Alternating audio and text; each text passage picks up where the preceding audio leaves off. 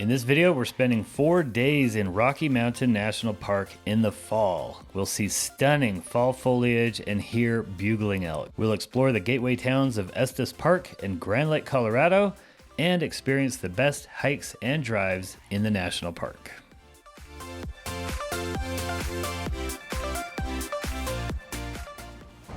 Okay, so we just pulled into town, into Estes Park here, and we're gonna go for a little river walk and check out the town.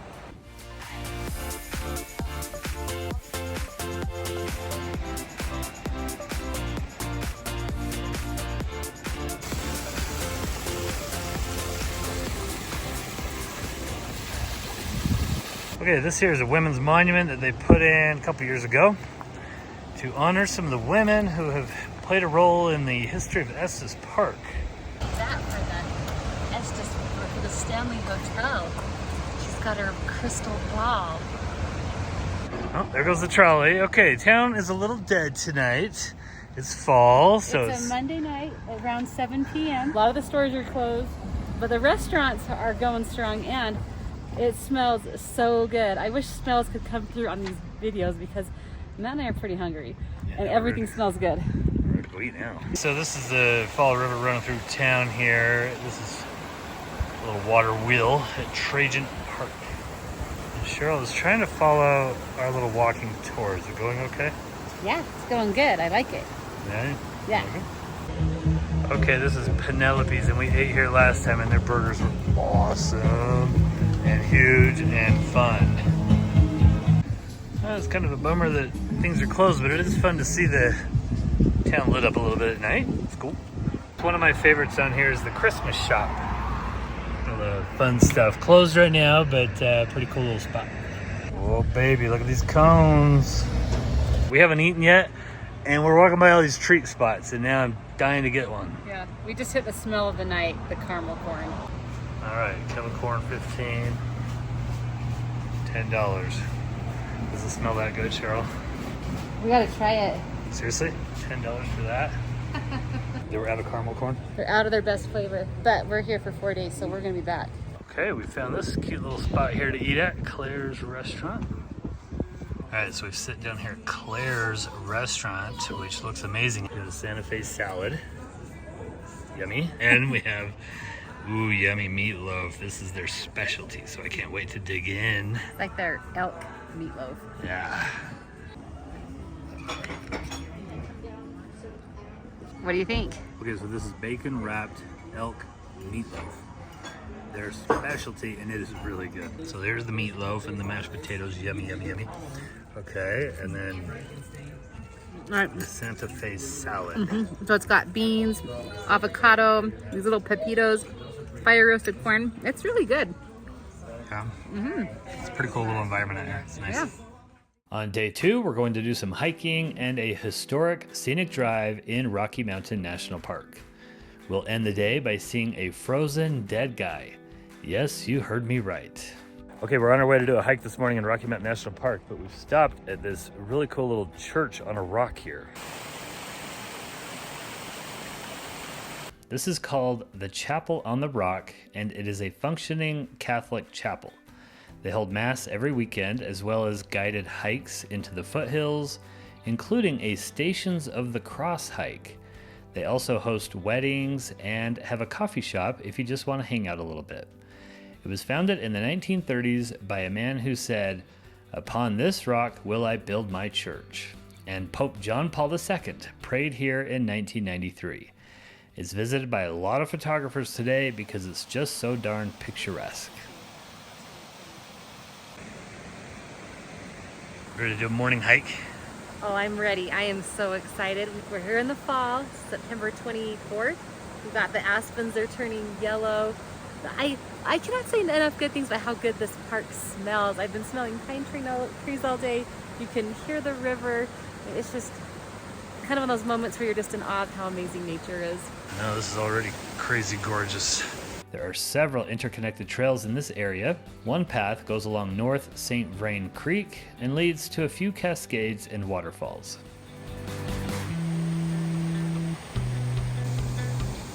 Oh baby, what a beautiful morning, the sunshine.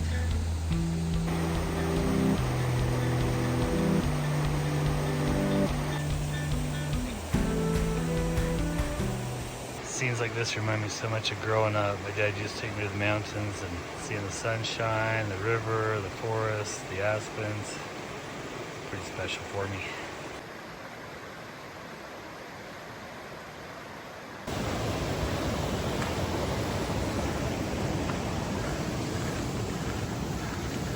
This is crazy. Those guys are revamping this trail all the way from down there up to the top here.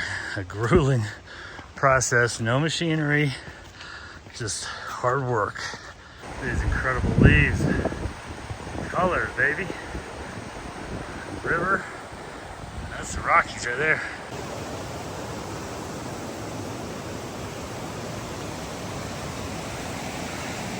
Look at the work that went into this trail. These are big, heavy rocks, and we are about a mile, a little more than a mile up the canyon, and someone had to haul these up here. And you know, we just saw those ranger people here with their pickaxe, like digging in here, trying to establish a good trail. Also that we can access this beautiful area easily without having to, you know, wade through the mud. I'm just having this moment of, like, this whole morning of gratitude. This whole place is so incredible. Okay, we've reached Calypso Cascades.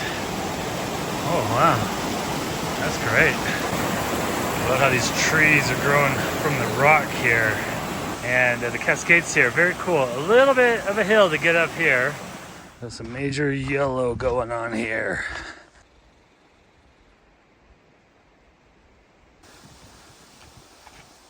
Even the ferns are changing color here in fall. Ouzel Falls is named after the water ouzel, more commonly known as the American dipper, a bird that likes to play in mountain streams.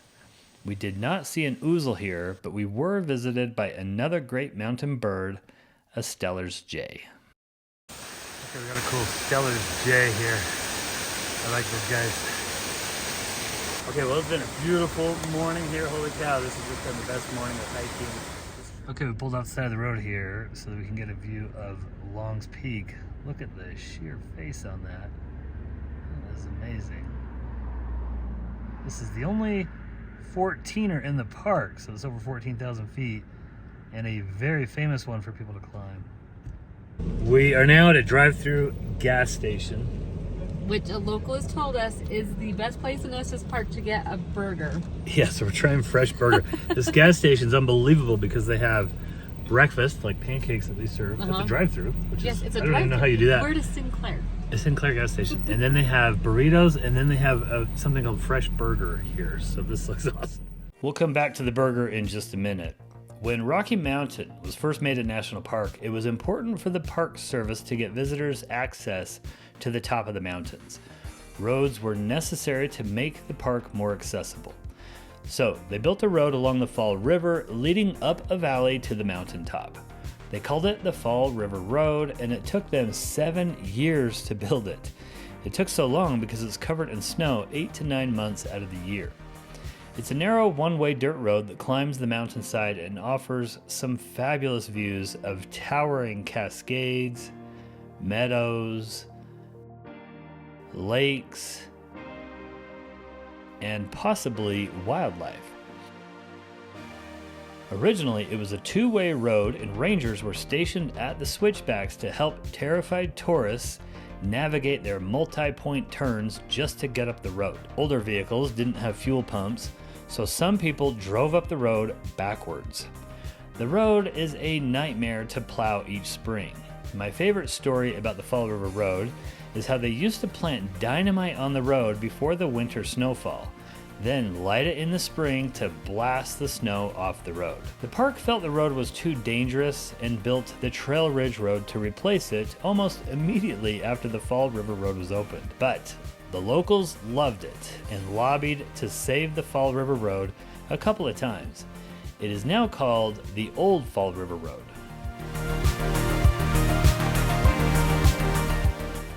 Here's my fresh burger here. This is a spicy Super Mario, I think they call it, burger, and it is pretty spicy. And we found this little picnic spot here all alone up in the mountains.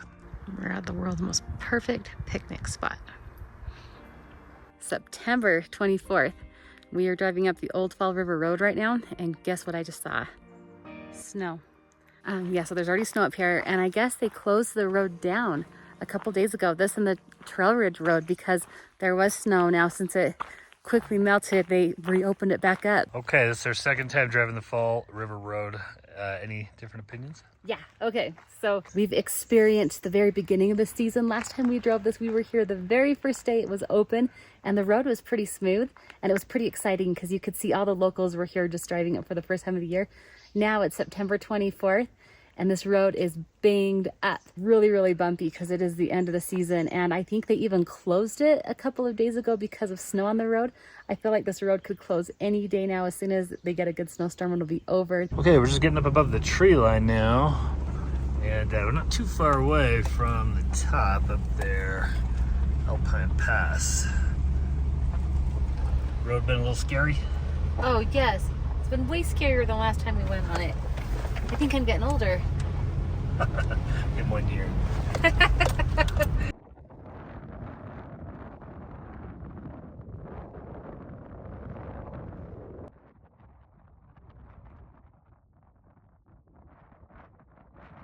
Just made a major climb up the mountain to get a good panoramic view. Nice viewpoint. Okay, so we're way up here on top of the mountain here. This is the Fall River Road that we drove. It begins in that narrow canyon there, and it kind of works its way up. There's some switchbacks, and then back here is the last stretch of the road that goes up to the Alpine Visitors Center right there. And the cool thing is, the Fall River Road, this is the original road going through the park, and it starts low and it kind of gradually gets up here to the top. On this mountain ridge right here, this is where the Trail Ridge Road is. I'll zoom in, you can see some of the cars driving along that Trail Ridge Road.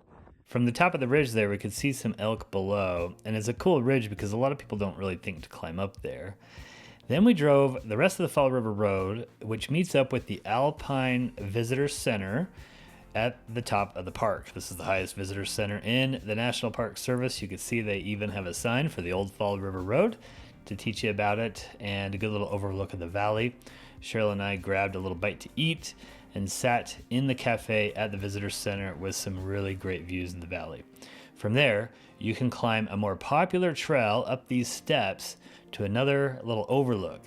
The nice thing about this is it gets you to a little sign that says you've reached 12,005 feet above sea level. While you're up here, you just have some really great panoramic views all around. It's such a very cool area. It is high in elevation though, so if you get winded climbing up that hill, they do have some oxygen tanks for you in the visitor center. Sticking straight above the ground, these are all along the Fall River Road, and they're all along the Trail Ridge Road as well. And as you might have guessed by now, this is how they figure out where to plow snow. It's how they know where the road is in the springtime when they come up here to get rid of all the snow. When we finished at the top, we actually drove the Trail Ridge Road back down to the bottom because the Fall River Road is only a one-way road. So you have to take the Trail Ridge Road back to Estes Park.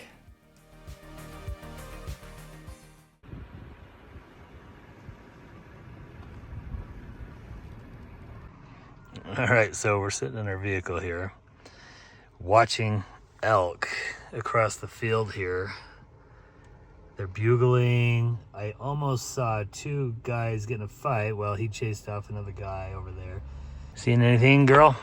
Yeah, there's a male that's trying to approach a female and she's not having it. Yeah? Yeah. He's getting rebuffed. I don't know if the camera can pick up the bugling, but it's pretty cool to hear, huh? Mm-hmm, I love it. Okay, so now we're at the Estes Park golf course. And the elk love to hang out here. You can see him there in the camera. Yeah. Oh, baby, look at that guy. Now, He's got his harem, and wow, he's huge.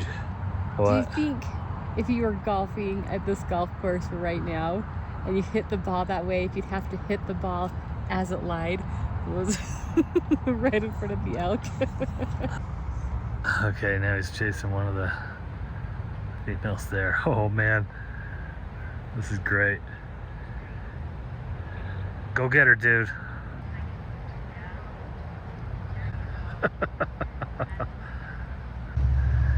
Okay, look how many there are here. Somebody said she counted 25 of them.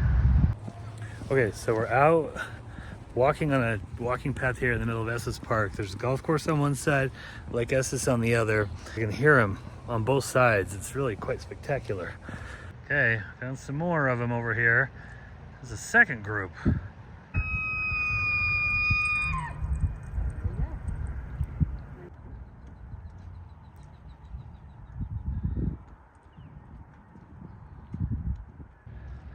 Okay, well, we gotta leave the elk because we're going right there to the Stanley Hotel for a tour.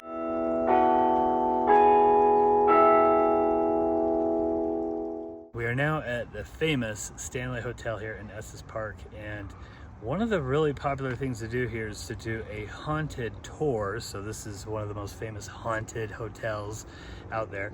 But tonight we're doing one of their brand new tours, which is a very unusual tour called the Frozen Dead Guy Tour.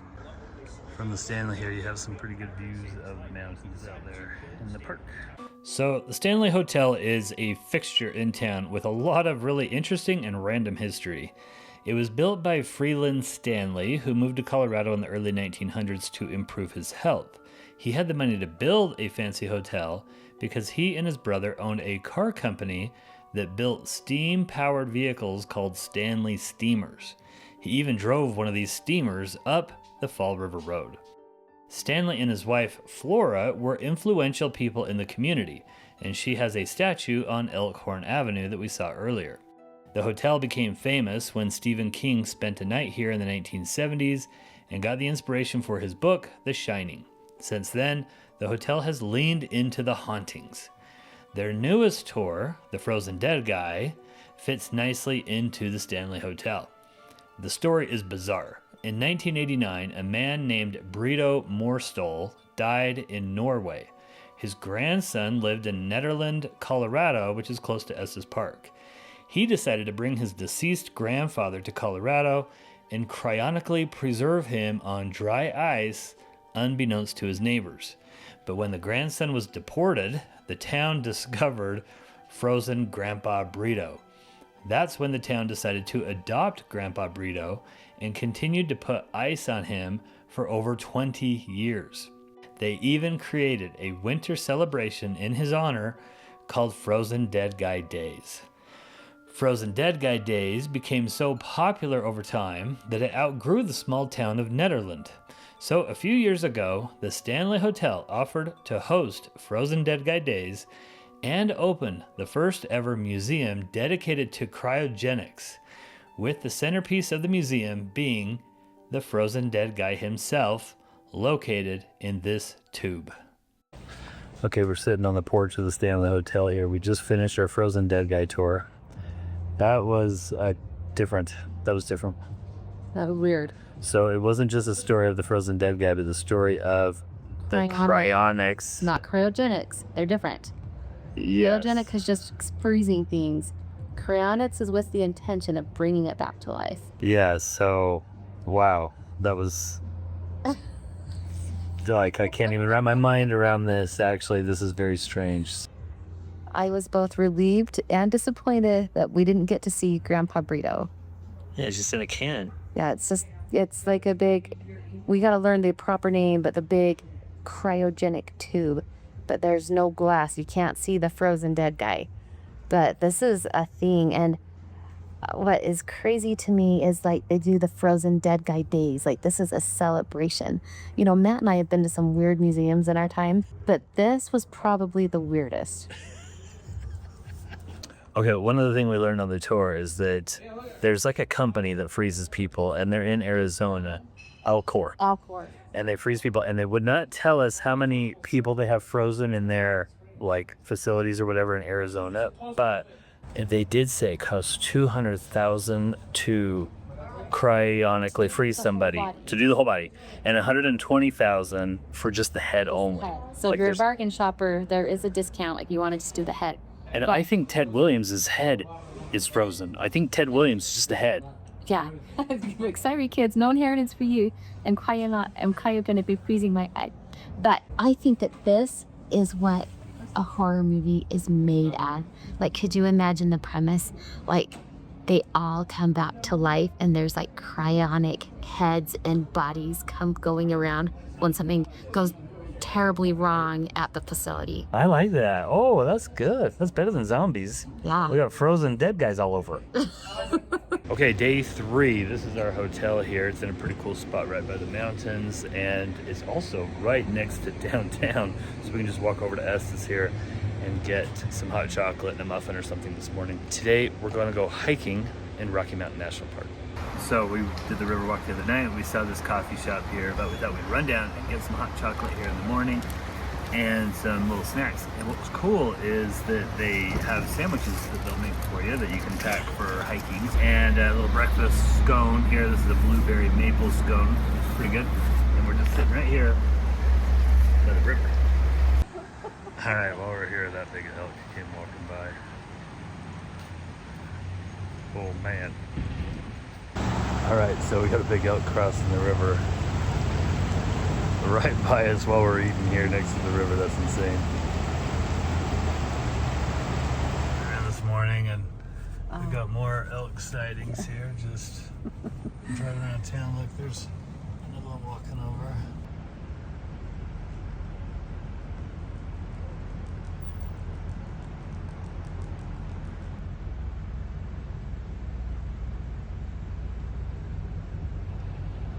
Okay, and here's this harem hanging out right in somebody's front yard. Holy, 1, 2, 3, 4, 5, 6, 7, 8, 9, 10 of them hanging out in their yard. Oh, wow.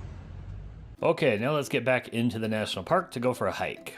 Rocky Mountain has several great hikes. The most popular section is in the Bear Lake area, where one trail connects 5 beautiful mountain lakes, and it's really magical in the fall. So here's the plan for today. We're at the Bear Lake corridor and we're doing a loop. And our loop is gonna be about 8 miles, which I'm geeked about and Matt is Not geeked about. not too excited. So we're gonna see how it goes. So our first stop is we're gonna go to Alberta Falls. Alberta Falls. It's just up the road here. Yep, that's first stop. Then we're going to like all the 5 Several lakes. different lakes. And then we're gonna try to end it at Bierstadt. And we're trying to plan our shuttles perfectly. We'll see how it goes. Okay, we got Alberta Falls here. I mean, everything just looks amazing with the sun and the leaves right now. This is a very nice waterfall. Got a Stella's J here, eyeing my food.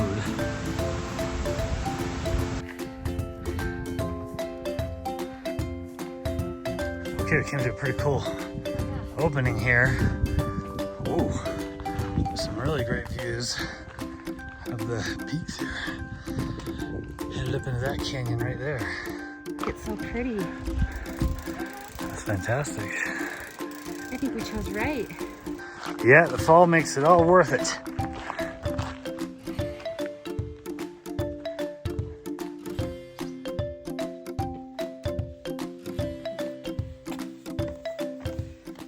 This is quite a spectacular hike. Yes. I'll tell you our stats right now. I've hiked for about an hour and a half, got about 3 miles. Whew. And it's been all uphill. Not like butt kicker uphill, but steady uphill. And it's been one of my favorite hikes of all time. It is so pretty. It's only been 3 miles. 5 more left. We got this.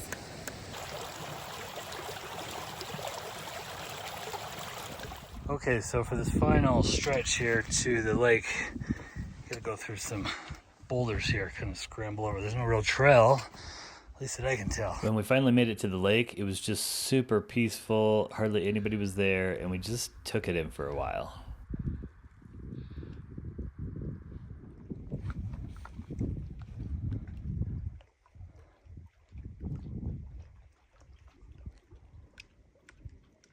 The water right next to us. Wow, look at that.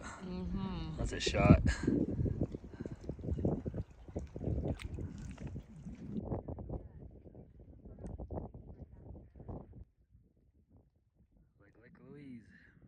This has been my very, very favorite hike in Rocky Mountain.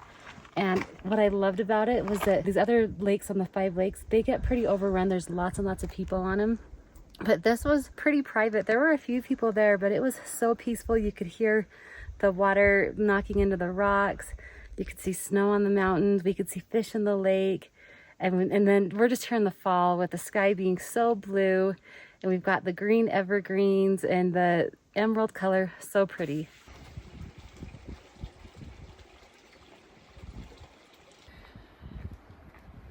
Okay, from right here we have an amazing view, and you can see a long peak there, and then behind it kind of a spiny ridge, but that's the 14er right there that everybody wants to climb. Okay, and this is another amazing overlook here. So, I'll show you a couple of things we have going on here in this view. First of all, this is Nymph Lake here, which is cool because it has a bunch of lily pads. That's Bear Lake, the famous Bear Lake there. Got all those colors right by it.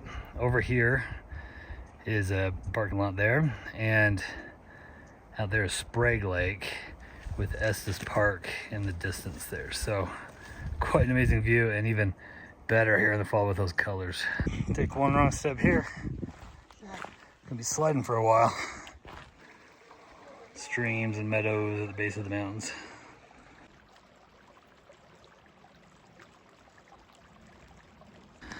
Okay, this is Dream Lake, and Cheryl and I are having a little debate here on which is prettier. I say this amphitheater view here is better from Dream Lake. Your opinion's wrong, and let me tell you why. Yeah.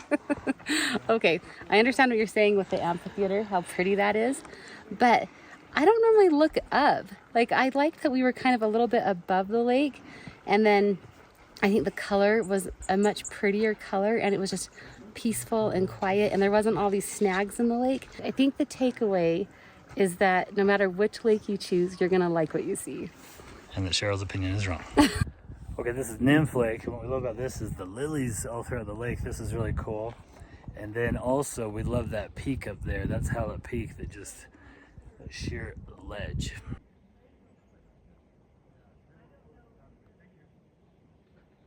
Okay, so this is the famous Bear Lake. You got the colors over there. The sun's setting here. You got that Howlett Peak up there in the distance. So at this point, my legs had kind of had it, so I caught the shuttle back to our car. Meanwhile, Cheryl continued hiking to Bierstadt Lake, which then she was able to connect to a different trailhead to catch the shuttle back to the car when she finished the hike. All right, I'm on my first national park solo hike to Bierstadt Lake. Whew. The aspens in the fall are so beautiful. All right, made it. This is Bierstadt Lake behind me, and so I hiked here from Bear Lake, and this is a very beautiful lake. I love it. I think this is worth it if you just enjoy hiking. I liked hiking through the woods. It was kind of fun. So I'm sure enjoying my little solo time here at the lake.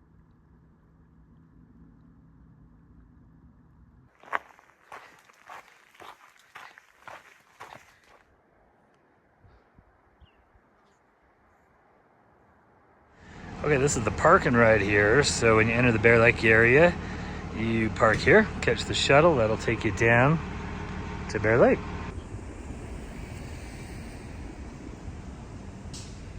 We're in an elk jam. Yeah, elk jam. Uh-oh. This guy's looking at us like there's problems. Don't want to get charged. Wow. Well, day 3 was absolutely spectacular, but our trip will continue to get better, believe it or not. So day 4 is our last day in Rocky Mountain. We'll drive the Trail Ridge Road and explore the wonderful town of Grand Lake, Colorado. The Trail Ridge Road was designed to be a less scary alternative to the old Fall River Road. It's the premier drive in the park today. Unlike the Fall River Road, it quickly rises 4,000 feet to the top of the Trail Ridge, then it rides the ridge for several miles. Basically, it feels like you're driving on top of the world. It's an awesome drive. There are higher roads in Colorado, but none that keep you in the alpine tundra ecosystem for so long. It's over 12,000 feet high, and we love the tundra landscape. It's 48 miles long, and it connects Estes Park to Grand Lake over the Continental Divide. The Trail Ridge Road is a National Scenic Byway. There are 184 National Scenic Byways in the country. These are typically designated for their scenic or historic value and designed to improve tourism by encouraging Americans to take the long way. And guess which state has the most National Scenic Byways? Colorado, with 13 roads. Of the 184 National Scenic Byways, 37 have been designated as the best of the best. They are called All-American Roads, which means they have features that don't exist elsewhere in the US, and they are special enough to be tourist destinations in and of themselves. The Trail Ridge Road is one of these all-American roads, and Colorado has one more, which we will drive later on this trip. We've driven this road several times, so today we just want to focus on the west side of the national park where Grand Lake, Colorado is. Grand Lake, Colorado is both a lake and a town. Grand Lake, the lake, is the deepest lake in Colorado at 389 feet deep.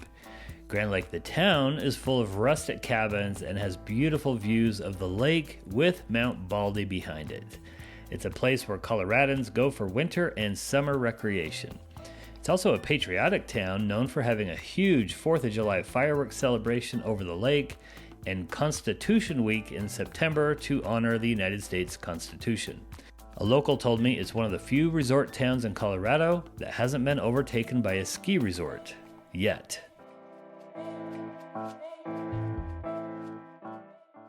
All right, we're here in Grand Lake, Colorado now. Gonna go try to explore the town today, and I think we're gonna rent bikes, and we're not sure if they're doing boat rentals today. I know, I really want to get on the water, but I see 0 boats on the water, so I'm not feeling super optimistic. Well, the area down here is real beautiful, right along the lake here. Pretty cool little just lakefront with a couple of marinas, but they're all closed down for the season now. So there are actually 3 lakes here. There's Grand Lake, Shadow Mountain Lake, and Lake Granby. Grand Lake and Shadow Mountain Lake are connected by a tiny channel that gives boaters anxiety to navigate. How fun, look at this gorgeous channel here.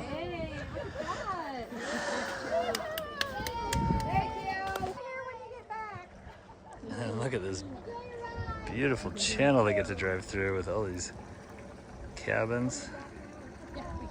The Shadow Mountain Lake Marina was still open for the season, and Cheryl really wanted to get out on the water, so we went over there. She went out to the lake while I researched picnic areas and hidden spots for our travel guides. Time for Cheryl's fave, kayak ride. All right, here we are, Lake Granby. We are on a kayak. Actually, this is Shadow Lake, Shadow Mountain Lake, but yeah, super pretty.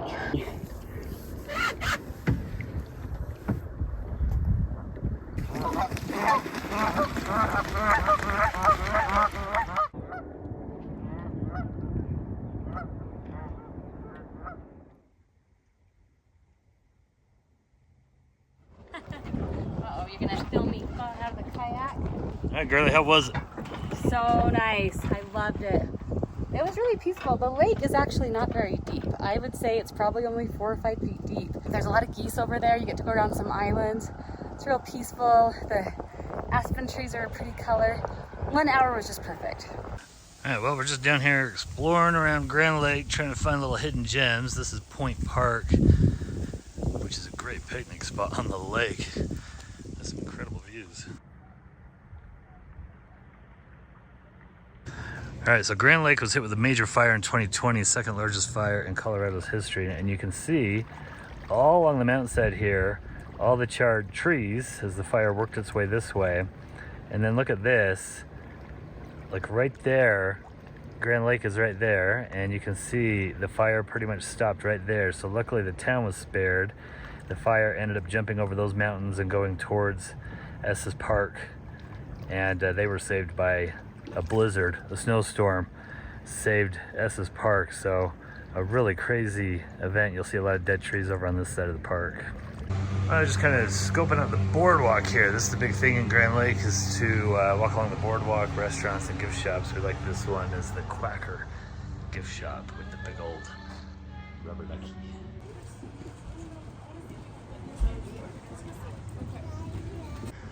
So this whole main street is just called the boardwalk, and they got boardwalks on both sides. A bunch of kind of Western themed buildings here.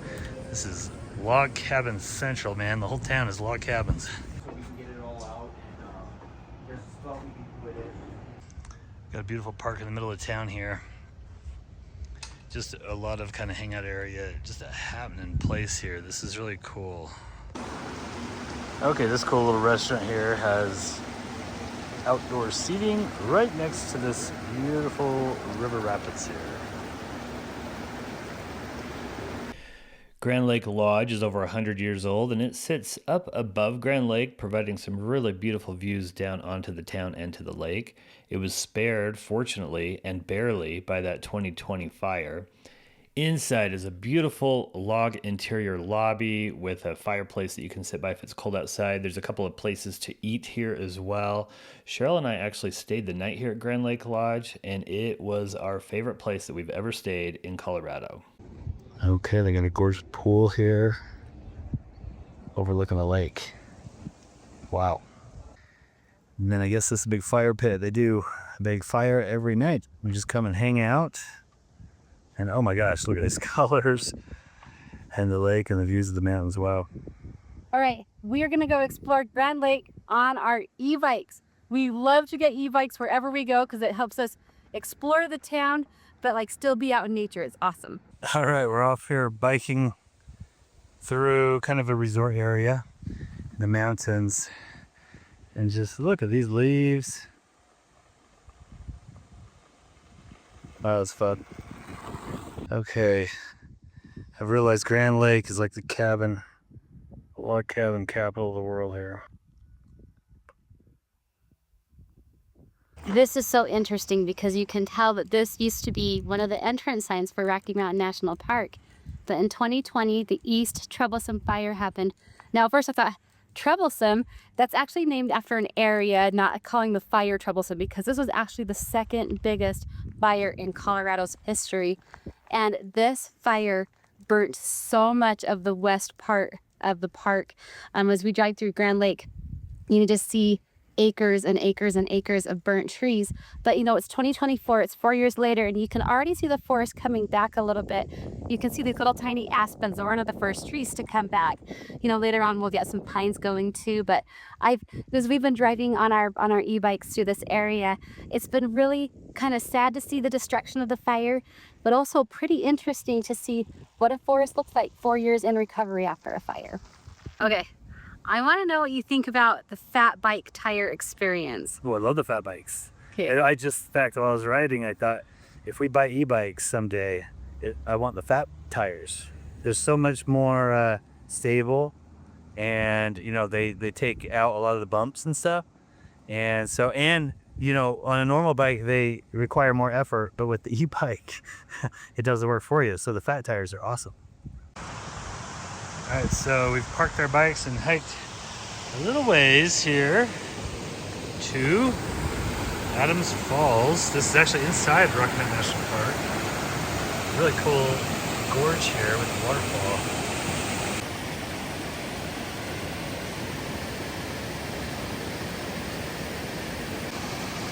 Nice little waterfall and a nice little trail. I think we just found a little slice of heaven here, girl. Yeah, I know. It's so pretty. I was just thinking it reminds me of Madison Valley in Yellowstone. It's like my happy place. This is like the happy place in Rocky Mountain. This is what I think about with the Rockies. These wide open valleys like this, surrounded by the towering peaks. River running through it.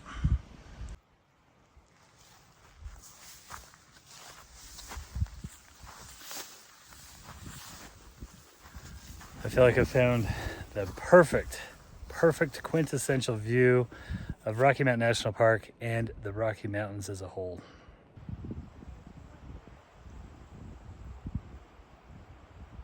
Okay, so Cheryl's over there obsessing over the little minnows in the stream, which is cool.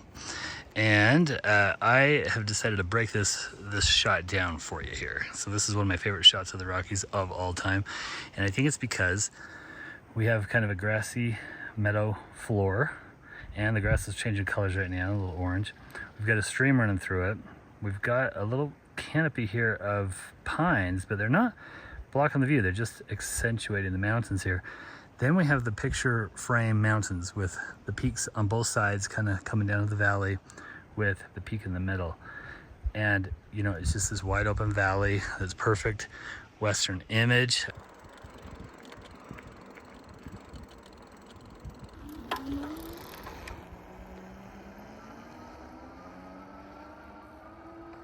Oh baby, this is gorgeous. Beautiful ride. Okay, just about ran into this guy. Jumped out in front of me. Okay, we stumbled into a strange little site here.